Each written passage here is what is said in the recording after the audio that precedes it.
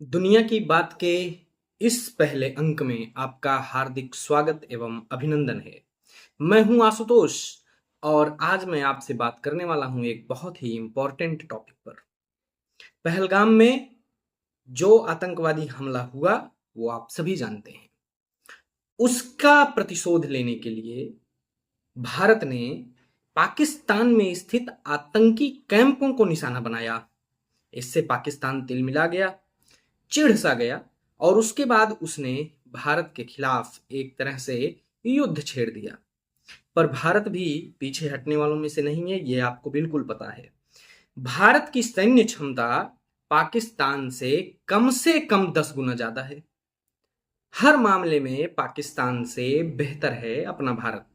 इस पे चर्चा कभी बाद में करेंगे। अभी चर्चा जो मैं करने वाला हूं वो यह है कि पिछले कुछ दिनों से भारत और पाकिस्तान के मध्य में अत्यंत तनाव था। उस तनाव का नतीजा ये था कि पिछले 2 दिनों से दिन में भी और रात में भी पाकिस्तान ने भारत में लगातार हवाई हमले किए और वो भी हवाई हमले उसने सेना के कैंप के साथ साथ रिहायशी इलाकों को ध्यान में रखकर किया, जबकि यह अंतरराष्ट्रीय कानूनों का सरासर उल्लंघन है। भारत ने उसका जवाब दिया और भारत ने उसका इतनी संयम से जवाब दिया कि किसी भी नागरिक को कोई नुकसान ना पहुंचा। और पाकिस्तान लगातार झूठ बोलता रहा। पाकिस्तान के झूठ बोलने की हद यहां तक थी कि उसने कह दिया कि भारत ने अफगानिस्तान में भी हमला किया। अंत में अफगानिस्तान के सरकार के प्रवक्ता आए और उन्होंने कहा कि पाकिस्तान सरासर झूठ बोल रहा है, भारत की तरफ से अफगानिस्तान में कोई भी हमला नहीं किया गया है।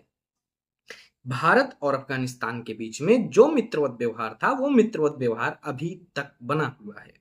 लगातार पाकिस्तान झूठ बोलता रहा, लगातार। पाकिस्तान का चरित्र ही ऐसा है, उसमें कोई संशय की बात नहीं है और ना ही हमें इसमें चकित होना चाहिए। अभी कुछ देर पहले ही मैं वीडियो बना रहा हूं, इससे कुछ देर पहले ही भारत के सेना का कॉन्फ्रेंस हुआ। भारत की सेना ने उस कॉन्फ्रेंस में अपनी प्रतिबद्धता को दोहराया कि अब अगर फिर से कोई भी आतंकवादी हमला होता है तो भारत ऐसी कार्रवाई करने से पीछे नहीं हटेगा और उसे एक्ट ऑफ वॉर माना जाएगा, युद्ध की स्थिति मानी जाएगी। भारत ने यहां तक कहा कि पाकिस्तान ने इस लड़ाई में अपनी जमीन खोई है। इसका मतलब पाकिस्तान को बहुत ज्यादा नुकसान हुआ है।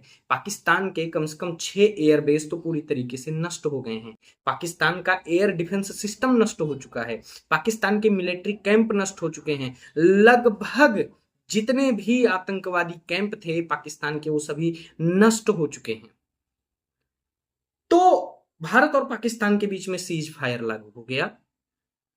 सवाल ये उठता है कि सीज फायर लागू होने के बाद क्या फिर से पाकिस्तान ऐसी हरकत नहीं करेगा? क्या फिर पाकिस्तान के मन में भारत के प्रति द्वेष, कटुता नहीं रहेगी? क्या फिर से वह कोई आतंकवादी हमले को अंजाम नहीं दे सकता है? ये तो भविष्य पर निर्भर करता है। आप क्या सोचते हैं? आप अपनी राय जरूर दीजिएगा। फिर मिलते हैं किसी नए टॉपिक पे। तब तक के लिए नमस्कार, जय हिंद, वंदे मातरम।